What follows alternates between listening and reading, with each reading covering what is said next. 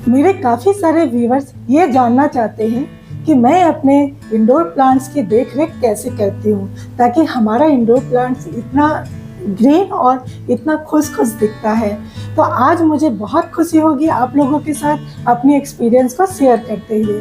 तो जब भी आपके आसपास में इस तरह के कलरफुल और ग्रीन प्लांट्स लगे हुए रहते हैं, जो कि आपके वर्क प्लेस में भी हो सकता है और रेस्ट प्लेस यानी आपके घरों में भी। और मेरे घर में तो बहुत सारे प्लांट्स हैं, हमारे ड्राइंग हॉल में, हमारे बेडरूम में, हमारे डाइनिंग स्पेस में, टेबल टॉप पे। तो इस तरह से प्लांट ही प्लांट है और ये हमें एक बहुत ही नेचुरल फीलिंग देता है और साथ ही साथ एक पॉजिटिव वाइब्स भी देता है। और जब भी आप एक हेल्दी प्लांट को छोटे से बड़े ग्रो होते हुए देखते हैं तो एक टेंडर लविंग केयर आपको देता है और ये जो फीलिंग्स है ये आप खुद महसूस कर सकते हैं। जैसा लगता है कि आप प्रकृति के बहुत ही करीब हैं। अगर आप भी बिगिनर्स हैं या फिर आपने प्लांट्स लगाए हैं लेकिन बहुत अच्छे ग्रो नहीं कर रहे हैं, आपने सब कुछ किया फिर भी आपको लगता है कि कोई ऐसा मिल जाए जो आपकी हेल्प कर सके, तो ये वीडियो आपके लिए है।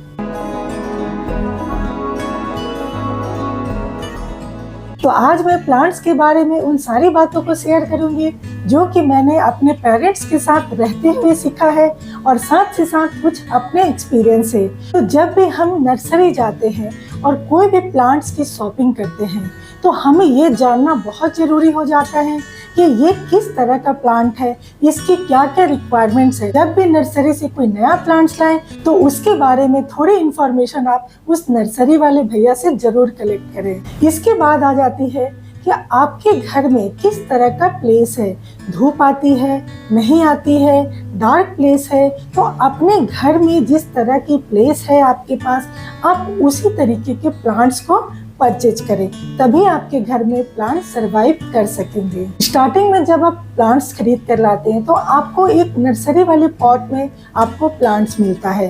तो कभी कभी प्लांट्स छोटे होते हैं तब तो वो चलता है, कोई ज़रूरत नहीं है आपको तुरंत रीपॉट करने की। और अक्सर हम सलाह देते हैं कि नर्सरी से लाने के बाद कोई भी प्लांट्स को तुरंत रिपोर्ट नहीं करें। कम से कम 1 वीक 2 वीक्स के लिए आप उसको एज इट इज़ जहाँ पे बहुत सारे प्लांट्स रखे हुए वहाँ रखें, ताकि वो एक तरफ से दूसरे इन्वायरमेंट से आता है और आपके यहाँ पे एडजस्ट कर सके। तो आपको उसे टाइम देना होगा उसको आपके घर के इन्वायरमेंट में एडजस्ट करने के लिए।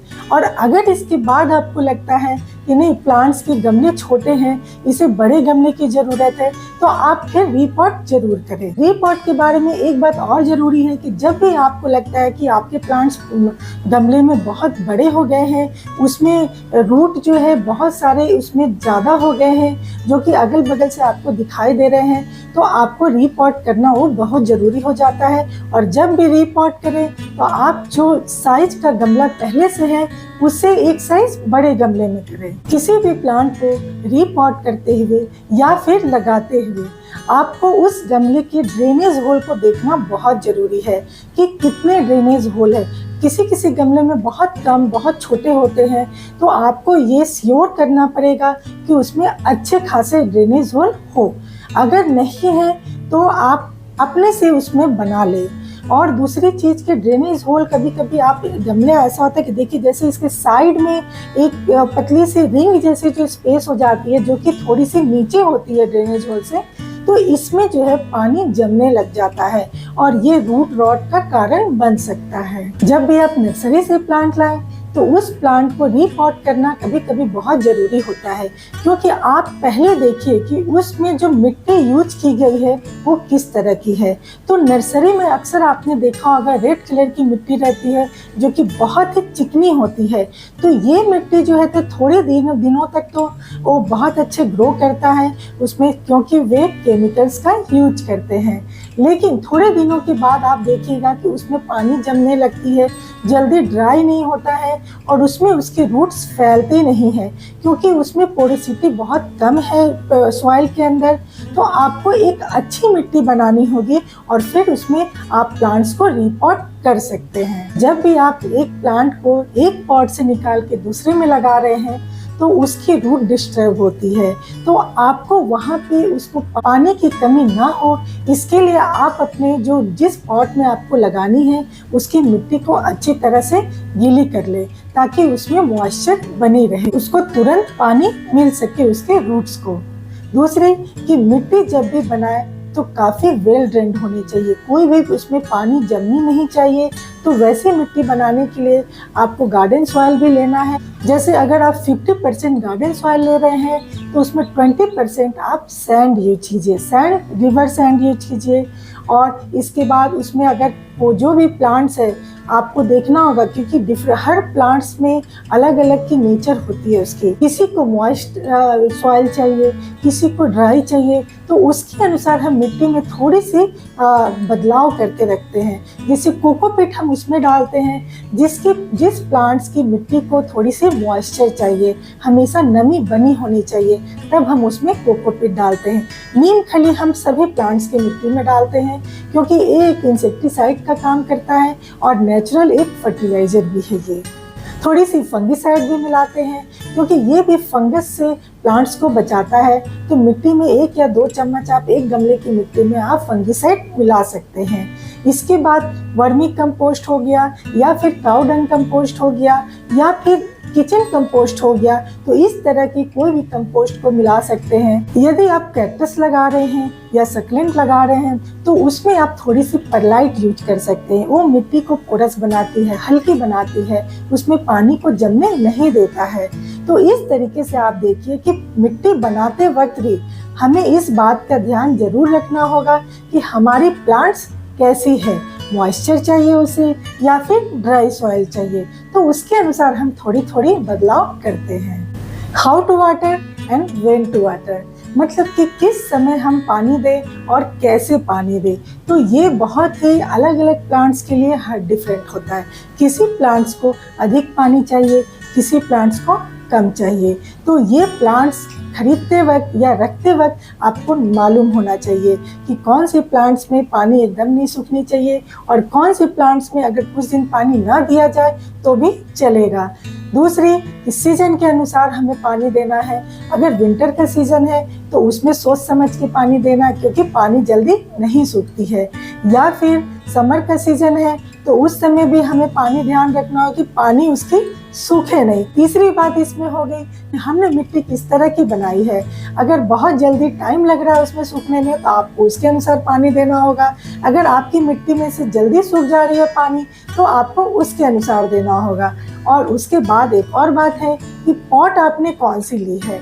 अगर आपने मिट्टी की पॉट ली है तो उसमें पानी जल्दी सूखेगा। अगर प्लास्टिक की पॉट है तो उसमें पानी थोड़ा लेट से सूखता है। तो इस तरीके से आपको पानी देने के लिए किस तरह से पानी देना है और कब देना है, ये आपको अपने एक्सपीरियंस से ही आपको सीखना होगा, क्योंकि ये चीज़ जो है बताने से नहीं होता है।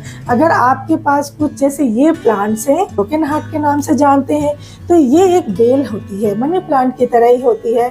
इसमें हमने मॉस स्टिक पे से लगाया है तो इसमें एरियल रूट्स आते हैं। तो ये जो एरियल रूट्स है तो इसे मॉइस्चर चाहिए। तो यहाँ पे आपको एक तो हो जाती है कि मिट्टी में पानी दे, दूसरी कि ऐसे प्लांट्स को हमें ऊपर से स्प्रे भी करना होता है। अगर आप मतलब डेली स्प्रे नहीं कर सकते हैं तो वीक में एटलीस्ट 2 डेज आप पूरे अच्छे से सावरिंग कर दें। तो इससे इसके एरियल रूट्स ग्रो होगी और उसके कारण प्लांट्स की ग्रोथ जो है बहुत अच्छी होगी। दूसरे साइड में हमारा जैसे यहाँ पे है स्नेक प्लांट। अभी स्नेक प्लांट के बारे में मैं ये बताती हूँ कि इसे बहुत ज़्यादा पानी नहीं चाहिए। इसके पानी ये जैसे अभी प्लास्टिक के पॉट में है तो इसमें पानी और भी ज़्यादा इंटरवल बढ़ जाएगा पानी देने का। अगर मिट्टी के पॉट में रहती तो इसमें थोड़ी सी सूखती, लेकिन प्लास्टिक के पॉट में है तो थोड़ा और टाइम लगेगा। तो इसलिए इस प्लांट्स को पानी देने में आपको थोड़ा सा गैप करके देना होगा।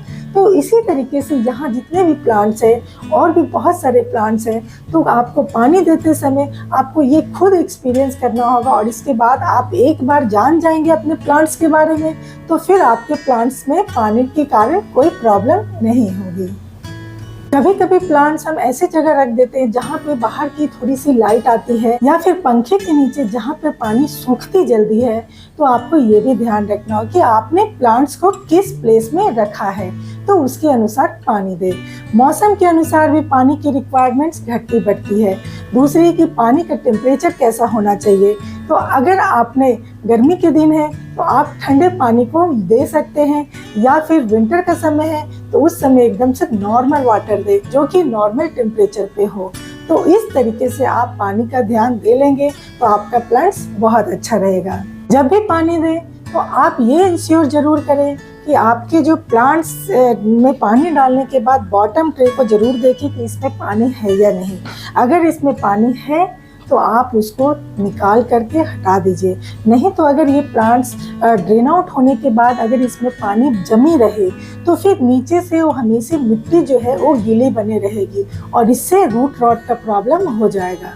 सभी प्लांट को अच्छी तरह से ग्रो होने के लिए अच्छी लाइट चाहिए, अच्छी मिट्टी चाहिए और उसके अनुसार उसे पानी चाहिए। लेकिन इन सब के अलावे भी एक फैक्टर है फर्टिलाइजर, जिसे हम प्लांट्स में डालते हैं और उसको फूड प्रोवाइड करते हैं। तो फर्टिलाइजर्स डालने का भी एक टाइम होता है। अगर आप हेवी फर्टिलाइज करना चाहते हैं प्लांट्स को तो फरवरी मंथ और सितंबर मंथ्स में डालिए। साल में 2 बार अच्छे से प्लांट्स की मिट्टी में फर्टिलाइजर ऐड कीजिए। उस समय आप काउ डंग कंपोस्ट यूज कर सकते हैं, वर्मी कंपोस्ट यूज कर सकते हैं और फिर या किचन कंपोस्ट भी बनाते हैं या फिर आपको कहीं से मिलती है तो उसे भी यूज कर सकते हैं। इसके अलावा आपको हर 15 दिन पे या मंथ में एक बार आपको लाइट कंपोस्ट, किसी तरीके का लाइट फर्टिलाइजर आप उसको दे सकते हैं। उसमें आपको हो गया onion peels fertiliser, banana peels fertilisers, seaweed fertiliser और दूसरे भी एप्सम सॉल्ट हो गए। तो इस तरीके से ये सब सारी जो फर्टिलाइजर्स है लाइट होती है लेकिन बहुत सारे इसमें गुण होते हैं जो कि माइक्रो न्यूट्रिएंट्स रिच होते हैं। तो इन सभी को आपको प्लांट्स में मंथ में एटलीस्ट एक बार देना चाहिए, तभी आपका प्लांट्स अच्छे से ग्रो करेगा। बस एक समय में आपने अक्सर देखा होगा कि इंडोर प्लांट्स में ग्रोथ आपको नहीं दिखती है और वो पीरियड होता है विंटर का, जब बहुत ज़्यादा ठंड पड़ने लगती है तो ये सारे प्लांट्स आपको डोरमेंसी में चल जाते हैं। ये इनका रेस्ट पीरियड होता है। तो ऐसे कंडीशन में आप प्लांट्स को कोई भी फर्टिलाइजर नहीं दे। इस समय बस वो सर्वाइव करते हैं लेकिन किसी तरीके का एक्टिविटी नहीं करते हैं। तो वैसे में आप फर्टिलाइजर आप उसको देंगे तो वो पौधे को नुकसान पहुंचाएगा। जब भी हम इंडोर प्लांट्स रखते हैं तो आपको रूम टेम्परेचर का भी ध्यान रखना होता है। नॉर्मल टेम्परेचर पे प्लांट्स अच्छी ग्रो होती है लेकिन जहाँ पे एसी चल रही होती है वहाँ पे टेम्परेचर लो हो जाता है और काफ़ी लंबे समय तक आप एसी में रखे हैं प्लांट्स को तो वो फिर प्लांट्स खराब होने लगता है। तो आपको बीच बीच में हर 15 दिन पे आप कोशिश कीजिए कि उसको एसी वाले रूम से निकाल के थोड़ा सा नॉर्मल रूम टेम्परेचर जहाँ पे अच्छी लाइट आती हो वहाँ पर रखें। जैसे जब ग्रोथ थोड़ी रुकने लगती है या खराब हो रही है तो वैसे में ये जो ब्राइट लाइट जो उसे मिलती है तो प्लांट अपने आप को बहुत ही जल्दी रिवाइव कर लेता है। Grooming and pruning. अभी प्लांट्स, इंडोर प्लांट्स के लिए खासकर बात करते हैं कि उसकी देख रेख में जब भी करते हैं तो प्रूनिंग करना बहुत ज़रूरी होता है। उसके क्या फ़ायदे होते हैं कि उसमें नई नई ग्रोथ होती है। दूसरी कि अगर आप प्लांट्स को बूसी करना चाहते हैं तो प्लांट बहुत जल्दी ग्रो करता है और बूसी होता है। तो ये दोनों चीज़ें भी आपको टाइम टू टाइम करते रहना चाहिए। अब जैसे यहाँ पे ये मनी प्लांट है, इसे अगर मैं ट्रिम नहीं, प्रून नहीं करूँगी, ये जैसे यहाँ से ये देखिए अभी लंबे जो होते जा रहा है, इसे या तो मुझे कुछ सपोर्ट देना होगा और अगर मैं चाहती हूँ कि नीचे से वापस इसमें और भी ब्रांचेज आए तो इसके लिए मुझे ये ऊपर की जो टिप जो अभी ऊपर की ओर जा रही है इसे कट करना होगा। कट करने से क्या होगा कि यहाँ से जस्ट उसके नीचे से आपको नई ब्रांचेस निकलेगी, क्योंकि प्लांट को जैसे ही हम लोग ट्रिम करते हैं, प्रून करते हैं तो एक उसको इंडिकेशन जाता है कि अभी उसे ग्रो करना है। उससे नई ब्रांचेज आती है और साथ ही साथ आपका प्लांट बूसी होते जाता है। यहाँ ये फिलोडेंड्रन का प्लांट है तो ये देखिए एक छोटे से प्लास्टिक गमले में लगा है। लेकिन अगर इसमें जो ये ग्रोथ दिख रही है, ये देखिए अभी सीटें जा रही है, इसमें मैंने कोई सपोर्ट नहीं दिया है क्योंकि प्लांट्स छोटे थे। तो यहाँ पे मैं सपोर्ट देना भी नहीं चाहती हूँ क्योंकि मैं इसे बुशी फॉर्म में चाहती हूँ। तो इसके लिए हमें ये जो ऊपर में ये निकल रहा है, यहाँ से मुझे इसे प्रून करना होगा। अभी प्रून करने से ये फायदा होगा कि नीचे से इसकी ब्रांचें जाएगी और ये जो गमले में जो ये स्ट्रेट ऊपर की ओर जा रहा है, ऊपर की ओर जाने के बजाय ये साइड से फैलेगा और ये प्लांट्स अपने आप में बुशी हो जाएगा। जितने भी इंडोर प्लांट्स हैं उसका पर्पस होता है लगाने का कि एक तो सुंदर दिखे और दूसरी कि ये एयर प्यूरिफाइंग प्लांट्स होते हैं जिसे हम अपने घरों में लगाते हैं। तो इसके लिए ये ऑक्सीजन आपको तभी देगा जब ये खुद अच्छे से हेल्दी ग्रो करेगा, इसके पत्तों में चमक होगी और ये इसके जितने भी पोर्स हैं ये सारे खुले रहेंगे। तो इसके पत्ते क्लीन होने बहुत ज़रूरी है। तो एक उपाय तो है कि आप शावरिंग करते हैं तो इसके ऑटोमेटिकली इस पर डस्ट नहीं जमेंगे, लेकिन कभी कभी होता है कि प्लांट्स के पत्ते चौड़े होते हैं, जैसे फिडल लीफ फिग में उसके जो पत्ते होते हैं चौड़े होते हैं, वाइड होते हैं, तो उसको हम लोग गीले कपड़े से, बहुत ही सॉफ्ट कपड़ा चूज करना होगा, इसे आप हल्के हल्के हाथों से पोंछ ले।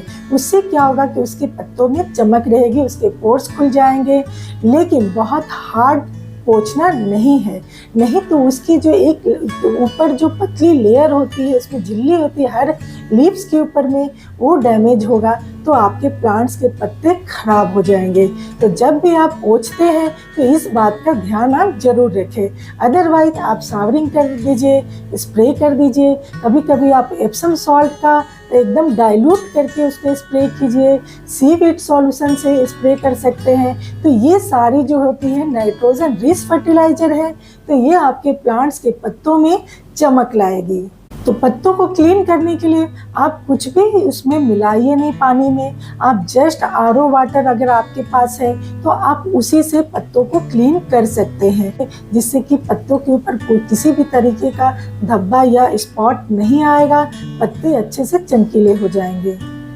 अब अगर इंडोर प्लांट्स में कम होता है कि बहुत सारे इंसेक्ट्स आते हैं, लेकिन कभी कभी होता है किसी किसी प्लांट्स में कि आपको इंसेक्ट दिखाई दे रही है, लग रहा है कि कुछ भी इंसेक्ट्स या बग्स हैं, तो आपको अगर नहीं समझ में आ रहा है तो आप उसे गूगल लेंस में सर्च कर लीजिए, तो आपको एक बार मालूम चल जाएगा कि कौन सा इंसेक्ट या बग है, तो उसके अनुसार आप उसको क्लियर कर सकते हैं। तो मैं सजेस्ट करूंगी कि आप नीम ऑयल का स्प्रे कीजिए या फिर सोप सॉल्यूशन, जिसमें सोप की क्वांटिटी भी बहुत कम लीजिएगा, क्योंकि ये सारे इंडोर प्लांट्स हैं, ये डेलिकेट्स होते हैं। कोई कोई प्लांट्स हार्डी होते हैं लेकिन ज़्यादातर प्लांट्स डेलिकेट्स होते हैं। तो इस बात का आपको ध्यान जरूर रखना होगा, नहीं तो आप इंसेक्ट्स को भगाने के चक्कर में आपके प्लांट्स खराब हो जाएंगे। स्नेक प्लांट में काफ़ी बार होता है कि पूरा गमला भर गया और गमला फट जाती है, टूट जाती है उसके जड़ों से, तो वैसे में आपको रिपोर्ट करना पड़ेगा।